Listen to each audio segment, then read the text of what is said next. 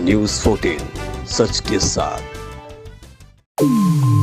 खबर दिन भर की बड़ी खबरों में आपका स्वागत है। मैं हूं सैयद नकी हसन। इस बुलेटिन में देखेंगे दिन भर की बड़ी खबरें। भिवंडी में 2 बांग्लादेशी नागरिक गिरफ्तार, एक महिला भी शामिल।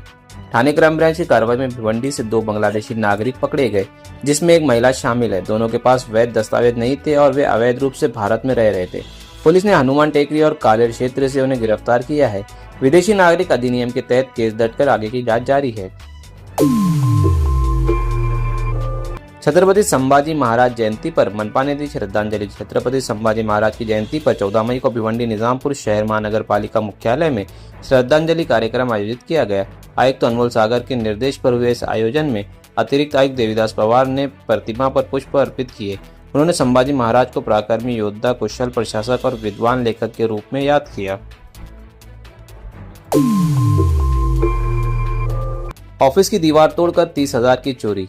भिवंडी के नारपोली क्षेत्र में अज्ञात चोरों ने एक कार्यालय की पिछली दीवार तोड़कर भीतर घुसते हुए 30,000 रुपए नकद चुरा लिए। ये घटना बालाजी रोड लाइन्स परिसर के प्रत्येष कॉम्प्लेक्स में 10 से 12 मई के बीच हुई। पीड़ित उत्तम माली की शिकायत पर नारपोली पुलिस ने मामला दर्ज कर जांच शुरू कर दी है।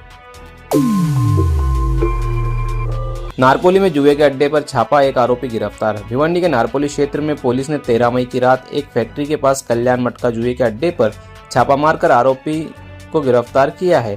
आरोपी अंजुर फाटा का निवासी और आर्थिक लाभ के लिए जुआ चला रहा था। पुलिस ने मौके से 750 रुपए नकद और जुए का सामान जब्त किया है। आरोपी पर महाराष्ट्र जुआ प्रतिबंध अधिनियम के तहत केस दर्ज कर लिया गया है। स्थानीय लोगों ने इस कार्रवाई की सराहना की है। भिवंडी में बिजली चोरी का मामला दर्ज, 2,26,000 की बिजली चोरी। भिवंडी के 1 लाख कंपाउंड क्षेत्र में टोरेंट पावर की टीम ने बिजली चोरी के मामले में एक के खिलाफ केस दर्ज कराया है। आरोपी ने मीटर से छेड़छाड़ कर बाईपास किया और 2,26,777 रुपए मूल्य की 8,492 यूनिट बिजली अवैध रूप से उपयोग की। शांतिनगर पुलिस स्टेशन में विद्युत अधिनियम 2003 की धारा 135 के तहत मामला दर्ज कर लिया गया है। महाराष्ट्र में स्कूलों के लिए नए सुरक्षा नियम लागू। महाराष्ट्र सरकार ने स्कूलों की सुरक्षा के लिए नए दिशा निर्देश जारी किए हैं।